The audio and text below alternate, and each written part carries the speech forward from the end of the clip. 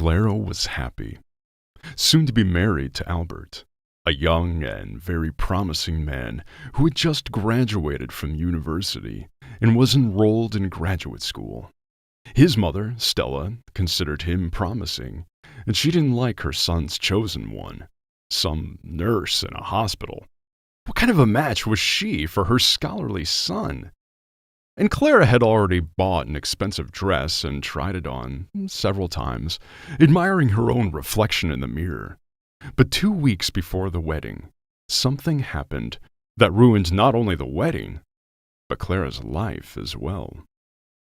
She was walking home through the park when she suddenly heard a baby crying behind a bench. Clara looked behind the bench and saw the baby there. The curly-haired boy, who was no more than 6 months old, was lying in a basket and crying. Not only was his hair dark, but his skin as well. Clara lived nearby and took the baby to her place, then asked a neighbor to watch the baby while she went down to the store to get what she needed. Charlotte, the neighbor, looked at the child and began to reprimand Clara. "What are you, stupid? What have you done? Why did you bring him home? What are you going to do with him now?" "I'll take him to the police tomorrow," Clara replied calmly. "Well, how can you explain it? You'll be dragged through courts and interrogations. What do you need it for?" "Then what am I supposed to do?" "You shouldn't have taken the baby, that's what. Take him back." "Really? He's not a kitten. I wouldn't throw a kitten away. I feel sorry for everyone." "You're getting married soon. To the groom. How do you explain this?" "Albert is good. He'll understand me." But Albert did not understand. Moreover, he suspected Clara of lying and infidelity. "How long have we been seeing each other? 6 months? Maybe you had him and left him somewhere, and now you want to force him on me? No, Clara, I'm sorry, but I don't want you or your special child." "Albert, how could it be? I told you the whole truth," Clara excused herself. "You better go to the South African consulate and look for a husband there, especially since you already have proof of your involvement with them." Albert left, and Clara cried tears of resentment. For a whole week she tried to call Albert, but he would not pick up the phone. Finally, his mother, Stella, answered. She shouted at her and demanded that she leave her son alone. "Not only are you no match for Albert, but you're embarrassing him. You made a mistake, Clara. You should have told him your secrets after the wedding, and now it's too late." "Well, it's not my baby." Clara felt that she was about to have hysteria. "You know, I found it." "Well, where? In the cabbage? Anyway, forget Albert, and he doesn't remember you anyway. He's at Mia's birthday party today. That's it." Clara slowly put the tube down and approached the child. "Well, kid, that's how much trouble we're in now. It's okay, we'll figure it out somehow. Only we have to move out of here. Our apartment is rented. We will not be able to pay. We'll go to the village. My grandmother gave me a house there. We'll live there." Clara did. 5 whole years had passed since she had left the city and gone to live in the country. The villagers at first shook their heads at Clara when she walked with the boy or went anywhere. Then, gradually, they got used to it and did not pester her with questions. She named the baby Kevin and got a birth certificate for him, albeit with difficulty. The fact that Clara was trained as a doctor played a major role in this, and no one from the city wanted to come to the village, so she became a nurse at the hospital, and they stopped preventing her from registering her son. Life flowed slowly, and each day was like the next. Kevin called Clara Mom, and she was even proud of it. To her, he was the dearest and best child in the world. That's how they lived. Clara endured poverty with fortitude. She had long ago forgotten Albert and her past life, resigned herself to the fact that she was going to live here with her adopted son. But fate had other plans. One day, a big car stopped in front of Clara's house, and a tall, dark man in an expensive suit got out. A young woman followed him out. They both went towards the house. The driver, a guy in a white t-shirt and jeans, caught up with them. Clara looked at these people with amazement, but understood that they were here for a reason, and she would have to part with the child. "Hello," the tall, dark-skinned man began, only slightly distorting the words. "We have something to talk about. It's very important." "Oh, please, come in," Clara said. At that time, little Kevin looked into the room.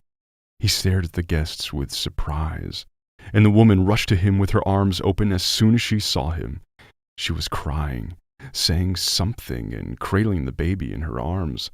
The tall man could not contain his emotions either. He hugged the woman and the boy at the same time, then began to kiss the incomprehensible Kevin. When the emotions subsided, Clara made tea and sat everyone down at the table. She now knew that these were Kevin's father and mother. Their driver, whose name was Alex, briefly explained that the tall man was the consul and the woman was his wife. In their home country, they had very high positions.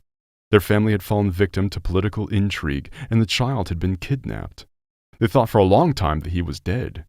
But one day, someone told them that they had seen a white woman with a dark-skinned baby, and the unhappy parents resumed their search. Alex himself helped them too, and here they are. A few hours later, they left and took Kevin, the crown prince, with them. Clara was worried sick for a week. Then Alex came to see her. He told her that the boy was doing well. Now he will be brought up in the diplomatic corps. They are rich, and Kevin has a wonderful and very successful future ahead of him. "Thank you, Alex, for coming and giving me this information. I'm really worried about Kevin. I'm so used to him," said Clara with frustration. "Yes, but that's not the only reason I came. It's just that I've never met anyone as kind as you, Clara. I admire you. You were not afraid of judgment, ridicule, or hardship. I'm a man, but I'm hardly capable of such a selfish act. And what a good upbringing you've given the boy. He speaks and even reads very well." Honestly, I was scared. I was very scared. I cried at night, and I called myself stupid, but I felt sorry for Kevin. I don't know why I thought he'd be lost without me. The fact that he talks and reads is no thanks to me. Kevin is a very bright and intelligent boy. Alex came to Clara a few more times, and they had an affair, and then he asked her to marry him. After thinking about it for a while, Clara said yes, but she asked him to wait at least 2 or 3 months. "I have nothing, Alex. I know you're not rich either. Let's do without the wedding, but I still need to have at least something for it. The two of us can make money for the rings. Besides, I have to get out of here. I want to get my affairs in order and give them to the new nurse. Maybe someone will show up in the meantime?" "All right, Clara, I'll wait, but let's set a date right now." As time went on, the day before the celebration, Alex arrived and took Clara with him. He brought her to the hotel and said she would spend the night here. In the morning, he would send a stylist and a dress. "Just don't mind, I bought everything myself. I wanted to surprise you. Promise?" "I promise," Clara sighed, and looked at the box of the suit she had made herself. In the morning, Clara was awakened by a knock at the door. She had to get dressed and get her hair done. When Clara saw the dress, she was very surprised. "But how much is this dress worth?" "It shouldn't bother you. Let's get your hair and makeup done." Clara looked in the mirror and couldn't believe her eyes. It wasn't her. The girl was frightened, but at that moment, they reported that the car was ready. As she drove up to the wedding palace, her fears only increased. People in expensive suits nodded and smiled. Ladies in beautiful dresses looked on, and Alex stood at the door and smiled. "Alex, what does it all mean?" wondered Clara. "You're marrying a pretty high-ranking diplomat." "You?"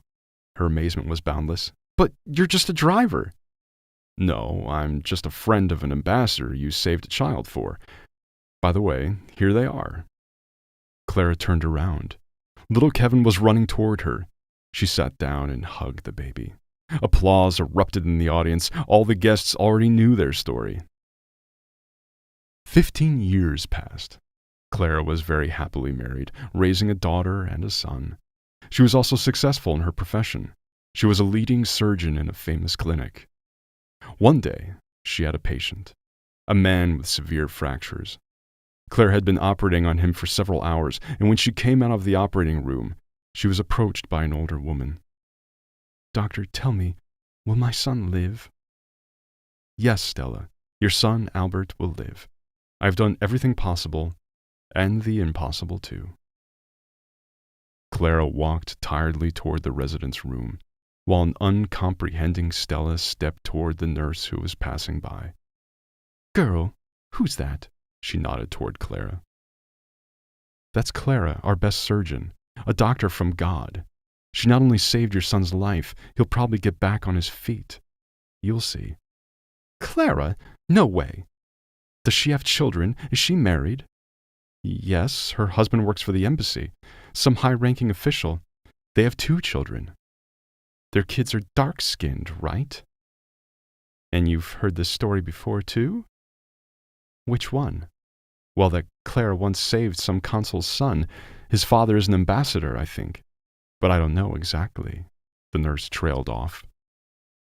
Stella pressed her palm to her lips. How could she have been so wrong? Who knew it could be like this? If they had helped Clara then, maybe Albert's career wouldn't have ended so soon. What is he now? He's a technology teacher in a regular school, and he's been drinking a lot. He got behind the wheel, drunk. Now how much time and money it will take to recover, and then what? Should I ask Clara for forgiveness? Maybe she'll forgive me, help me. No, I don't think so. The unhappy woman sighed. That's the truth, she thought. How unfair life is. Some people have a home and a husband and honor and wealth, and some people are poor and miserable, like my Albert. Yes, everything in this world is unfair. Oh, how unfair.